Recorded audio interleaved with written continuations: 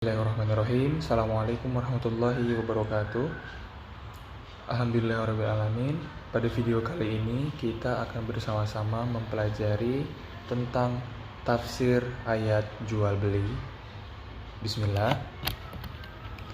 Yang akan dibahas pada pertemuan kali ini yaitu pertama adalah pengertian jual beli, rukun jual beli, syarat-syarat jual beli, macam-macam jual beli, macam jual beli yang terlarang, khiyar, jual beli kontemporer, dan tafsir ayat tentang jual beli. Untuk pembahasan yang pertama yaitu adalah jual beli. Secara bahasa diambil dari kata bai'un atau bai', artinya tukar menukar. Secara istilah adalah tukar menukar atau peralihan kepemilikan barang dengan cara pergantian menurut bentuk yang diperbolehkan oleh syarak, dengan jalan melepaskan hak milik dari seorang terhadap orang lain atas kerelaan kedua belah pihak. Firman Allah, wa ahallallahu al-bai'a wa harrama riba. Dan dalam hadis Nabi, qala Rasulullah sallallahu alaihi wasallam anin Nabi sallallahu alaihi wasallam su'ila ayyil kasbi atyabu qala amalur rajuli biyadihi wa kullu bai'in mabrur. Kemudian yaitu adalah rukun jual beli. Yang pertama adalah adanya akad atau akid atau yaitu penjual dan pembeli. Kemudian yang kedua adanya ma'kudu alaih atau adanya harta, uang dan barang yang dijual. Kemudian yang ketiga adanya sighah, yaitu adanya ijab dan qabul. Kemudian syarat jual beli. Yang pertama ada akid itu. Yang akid pertama tadi yaitu adalah baligh atau berakal. Allah berfirman dalam surat An-Nisa ayat 5, wala tu'tus sufaha amwalakum allati ja'alallahu lakum qiyama. Yang artinya dan janganlah kamu berikan hartamu itu kepada orang yang bodoh atau belum sempurna akalnya, atau harta mereka yang ada dalam kekuasaanmu yang dijadikan Allah sebagai kehidupan. Quran surat An-Nisa ayat 5. Selanjutnya yang kedua, syarat yang kedua adalah beragama Islam, dan yang ketiga itu tidak dipaksa. Selanjutnya untuk syarat jual beli pada ma'qud alaihi, itu pertama adalah suci atau mungkin disucikan. Tidak sah menjual barang yang najis seperti anjing, babi dan lain-lain. Kemudian juga barang tersebut bermanfaat. Kemudian dapat diserahkan secara cepat atau lambat. Kemudian milik sendiri. Terus kemudian diketahui atau dapat dilihat. Lalu kemudian syarat jual beli dalam ijab qabul atau sigot tadi. Yang pertama adalah tidak ada yang membatasi atau memisahkan antara pembeli, tidak boleh diam saja setelah si penjual menyatakan ijab atau sebaliknya. Kemudian tidak diselingi kata-kata lain. Kemudian tidak dita'liqkan atau digantungkan dengan hal lain. Misal, jika bapakku mati, maka barang ini aku jual padamu. Kemudian juga tidak dibatasi waktu. Misal, barang ini aku jual padamu 1 bulan saja. Selanjutnya macam-macam jual beli. Di sini jual beli dibagi menjadi 3 macam. Yang pertama, menjual barang yang bisa dilihat. Hukumnya boleh atau sah jika barang yang dijual suci, bermanfaat dan memenuhi rukun jual beli. Yang kedua, menjual barang yang disifati memesan barang. Hukumnya boleh atau sah jika barang yang dijual sesuai dengan sifatnya atau sesuai promo. Lalu yang ketiga, menjual barang yang tidak kelihatan, itu adalah hukumnya tidak boleh atau tidak sah. Boleh atau sah menjual sesuatu yang suci dan bermanfaat, dan tidak diperbolehkan atau tidak sah menjual sesuatu yang najis dan tidak bermanfaat. Selanjutnya di sini ada macam-macam jual beli terlarang. Yang pertama di sini ada jual beli goror. Dalam hadis naha Rasulullah SAW an bai'il hasah wa an bai'il goror. Yang kedua jual beli mulaqih. Dalam hadis anna Rasulullah SAW naha an bai'il madamin wal mulaqih. Lalu yang ketiga ada jual beli mudamin, adalah jual beli hewan yang masih dalam perut induknya. Lalu yang keempat ada jual beli muhaqalah. Yang kelima ada jual beli munabadah. Yang keenam ada jual beli mukhabarah. Terus kemudian yang ketujuh ada jual beli thunaya, adalah jual beli dengan harga tertentu, sedangkan barang yang menjadi objek jual beli adalah sejumlah barang dengan pengecualian yang tidak jelas. Kemudian ada jual beli asbul fahl. Lalu yang ke-9 ada jual beli mulamasah. Lalu yang ke-10 ada jual beli munabadah. Lalu yang ke-11 ada jual beli urban, adalah jual beli atas suatu barang dengan harga tertentu, di mana pembeli memberikan uang muka dengan catatan bahwa bila jual beli jadi dilangsungkan akan membayar dengan harga yang telah disepakati. Namun kalau tidak jadi, uang muka untuk penjual yang telah menerimanya terlebih dahulu. Kemudian yang nomor 12 ada jual beli talqi rukban. Lalu yang ke-13 di sini adalah jual beli orang kota dengan orang desa, atau bai'ul hadirul balad. Bai'u hadirul libat. Kemudian ada jual beli musaharah, musorroh. Kemudian di 15 ada jual beli subroh, adalah jual beli barang yang dibentuk yang mana bagian luar terlihat lebih baik dari bagian dalam. Lalu yang ke-16 ada jual beli najasi. Jadi di dalam jual beli di sini ada 16 jenis perjualbelian. Kemudian poin yang ke-6 adalah khiyar. Khiyar adalah hak milik atau hak memilih bagi penjual dan pembeli untuk meneruskan jual belinya atau membatalkannya karena adanya suatu hal. Yang pertama ada macam-macam khiyar. Di sini ada khiyar majelis, adalah hak milik bagi penjual dan pembeli untuk meneruskan atau membatalkan akad selama masih berada di tempat akad dan kedua belah pihak belum berpisah. Kemudian dua khiyar syarat, yaitu adalah hak memilih antara meneruskan jual beli atau membatalkannya dengan syarat tertentu. Kemudian yang ketiga ada khiyar aib, yaitu hak memilih antara meneruskan jual beli atau membatalkannya yang disebabkan karena adanya cacat pada barang yang dijual.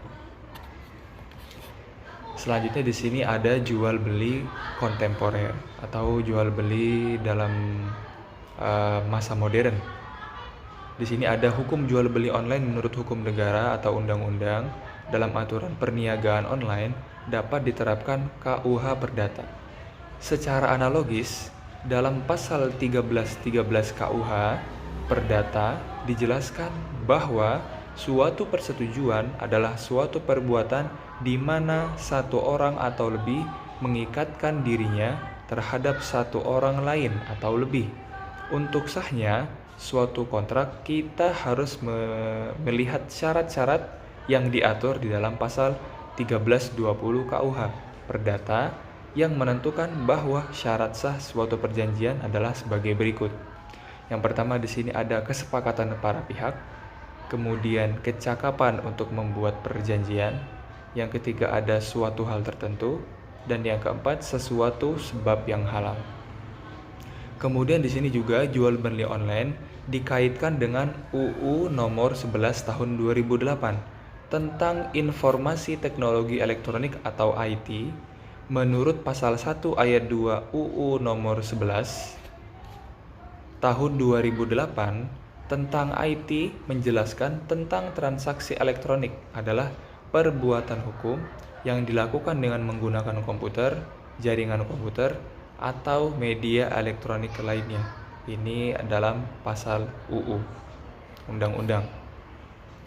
Kemudian di sini dari tafsir ayat jual beli, di sini mengambil dari Quran surat Al-Baqarah ayat 275 yang Allah berfirman, alladzina ya'kuluna riba la yaqumuna illa kama yaqumul ladzi yatakhabbathu syaitanu minal massi qalu innamal bai'u mithlu riba wa halallahu al-bai'a wa harrama riba faman ja'ahu mau'izatun min rabbih fantaha falahu ma salaf wa amruhu ila Allah wa man 'ada fa ulaika ashabun nari hum fiha khalidun.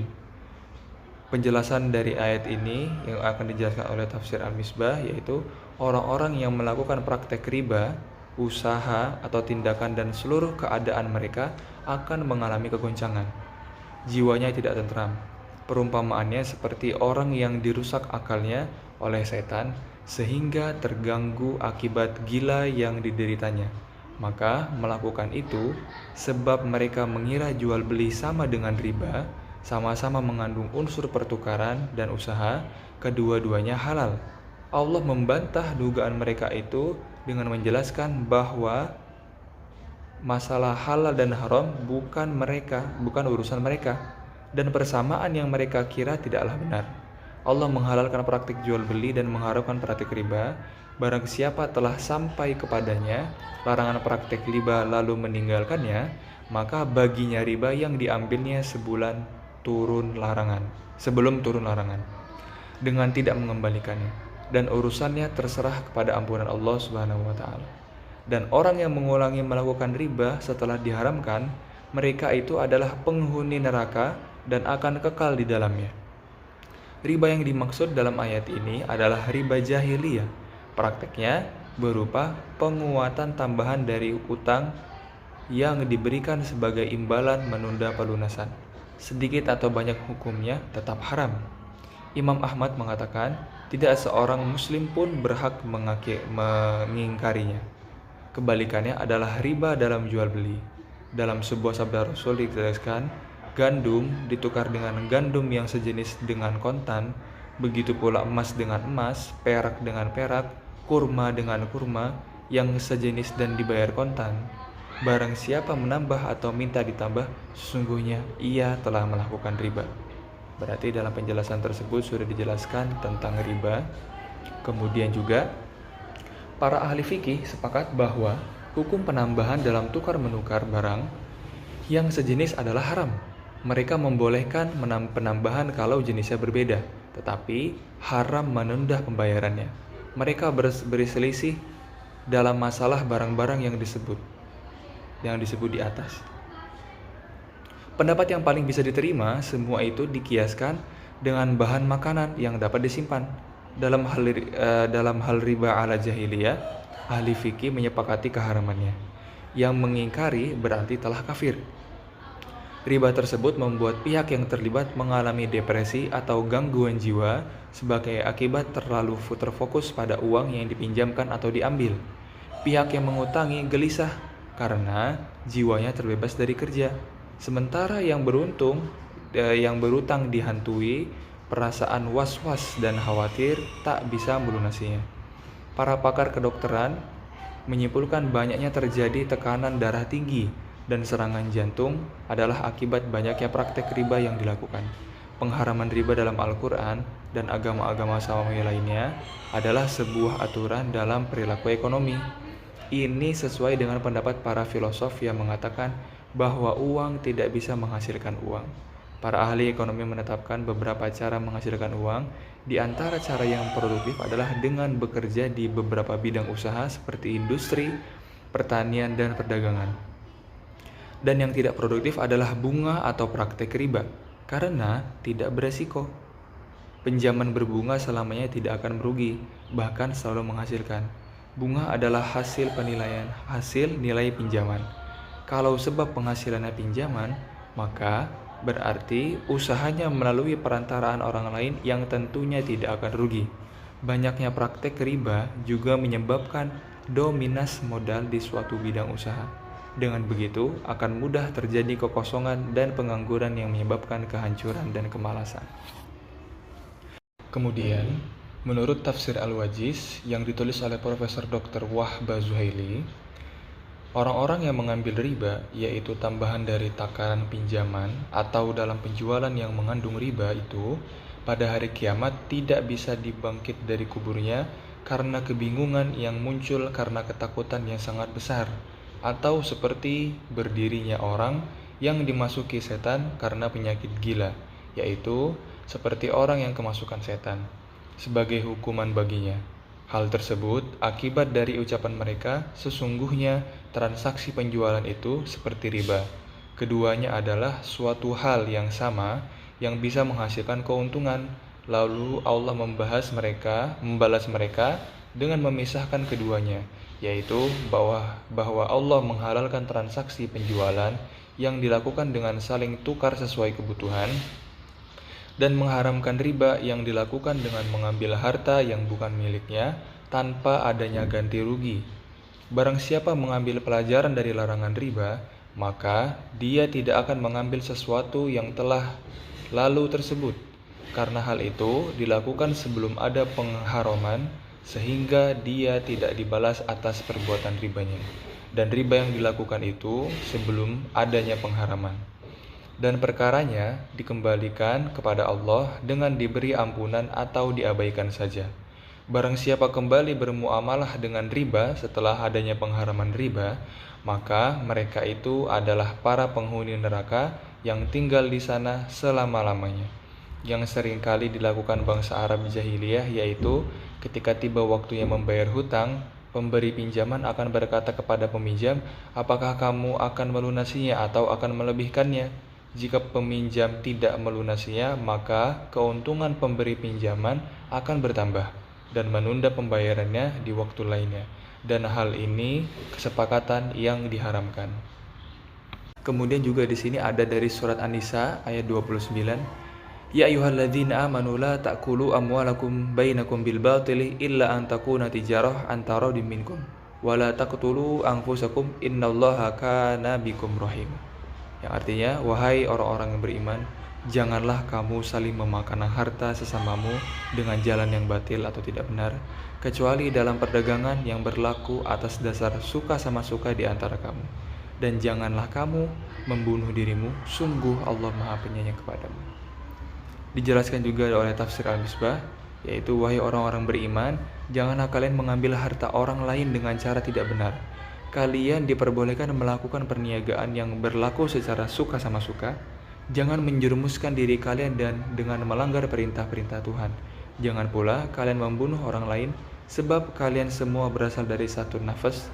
Allah Subhanahu wa Ta'ala selalu melimpahkan rahmatnya kepada kalian.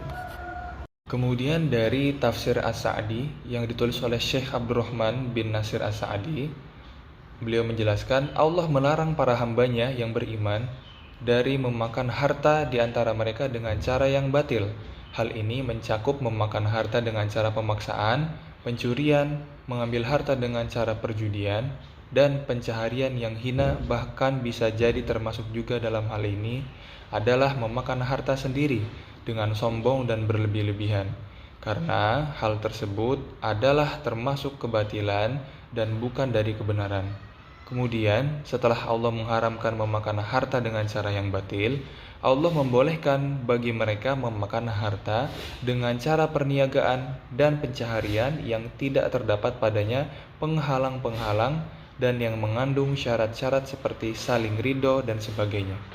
Dan janganlah kamu membunuh dirimu. Maksudnya, janganlah sebagian kalian membunuh sebagian yang lain, dan janganlah seseorang membunuh dirinya, dan termasuk dalam hal itu adalah menjerumuskan diri ke dalam kehancuran dan melakukan perbuatan-perbuatan berbahaya yang mengakibatkan kematian dan kebiasaan.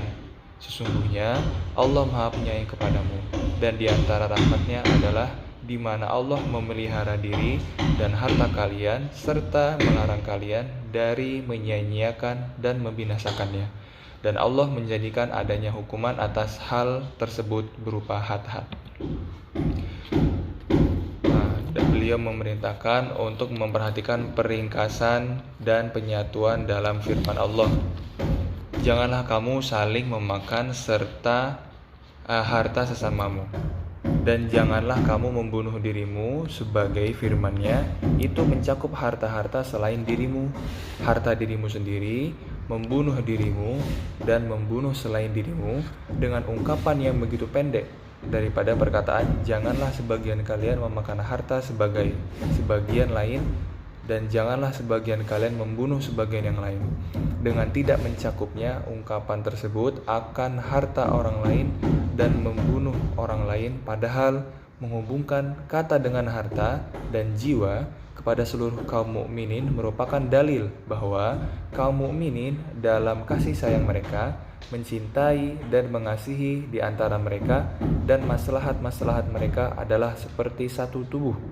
di mana keimanan itulah yang menyatukan mereka pada maslahat-maslahat mereka, dunia maupun akhirat, dan tak kala Allah melarang mereka dari memakan harta dengan cara yang batil, yaitu suatu cara yang mengandung mara bahaya atas diri mereka terhadap orang yang memakannya dan orang yang mengambil hartanya.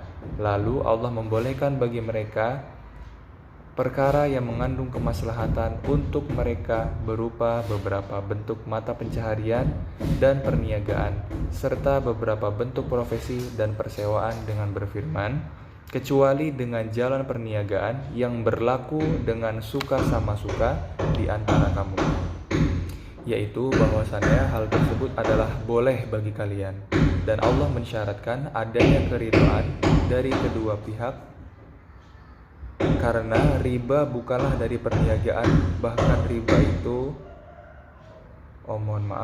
kedua pihak, padahal perkara itu adalah sebuah perniagaan. Hal itu menjadi suatu indikasi bahwasannya akad perniagaan itu disyariatkan bukan dari akad riba, karena riba bukanlah hal dari perniagaan. Bahkan riba itu adalah perkara yang bertentangan dengan maksud dari perniagaan. Di dalam perniagaan harus ada keridhaan dari kedua belah pihak, dan masing-masing pihak melaksanakannya dengan penuh kesadaran dan pilihannya, dan merupakan kesempurnaan dari saling merelakan adalah agar apa yang menjadi akad atasnya itu adalah suatu barang yang diketahui. Karena bila tidak diketahui, maka tidaklah ada nada yang namanya suka sama suka, dan agar barang tersebut mampu diserahkan. Karena barang yang tidak mampu diserahkan adalah sejenis dengan tindakan perniagaan perjudian, dari perniagaan goror yang memiliki unsur penipuan, dan segala bentuknya yang tidak mengandung saling suka sama suka, maka akadnya tidaklah sah. Ayat ini menunjukkan bahwa juga akad itu akan terlaksana sah dengan hal apapun yang menunjukkan kepadanya berupa perkataan maupun perbuatan, karena Allah telah mensyaratkan suka sama suka padanya. Maka dengan jalan apapun tercapainya suka sama suka, niscaya tercapai pula akadnya dengan hal tersebut. Kemudian Allah menutup ayat ini dengan firman-Nya, sesungguhnya Allah Maha Penyayang kepadamu, dan di antara bentuk rahmat-Nya adalah Allah melindungi darah dan harta-harta kalian, memeliharanya dan melarang kalian dari menumpuhkannya. Kesimpulan dari pembahasan di sebelumnya, bahwasannya pertama, jual beli adalah peralihan kepemilikan dengan cara pergantian menurut bentuk yang diperbolehkan oleh syarak. Hukum melakukan jual beli adalah boleh, jaiz atau jawaz, atau mubah. Lalu yang kedua, jual beli ada tiga, yaitu rukun jual beli ada tiga. Yang pertama ada akid atau penjual dan pembeli, ada ma'qudu alaih adalah barang yang diperjualbelikan, dan ada sigot atau ijab qabul. Kemudian syaratnya akid, baligh dan berakal, Islam bagi pembeli mushaf dan tidak terpaksa. Kemudian syarat bagi ma'qud alaih adalah suci atau mungkin disucikan, bermanfaat, dapat diserah terimakan secara cepat atau lambat, milik sendiri, diketahui dan dapat dilihat. Kemudian syarat sah sigot adalah tidak ada yang membatasi atau memisahkan, kemudian tidak diselingi kata-kata lain, atau tidak ditaklikkan, digantungkan dengan hal lain, dan tidak dibatasi waktu. Yang terakhir, jual beli ada tiga macam, yaitu menjual barang yang bisa dilihat hukumnya boleh atau sah, menjual barang yang disifati atau memesan barang hukumnya boleh atau sah jika barang yang dijual sesuai dengan sifatnya. Yang ketiga, menjual barang yang tidak kelihatan hukumnya tidak boleh atau tidak sah. Mungkin cukup sekian pembahasan kita kali ini.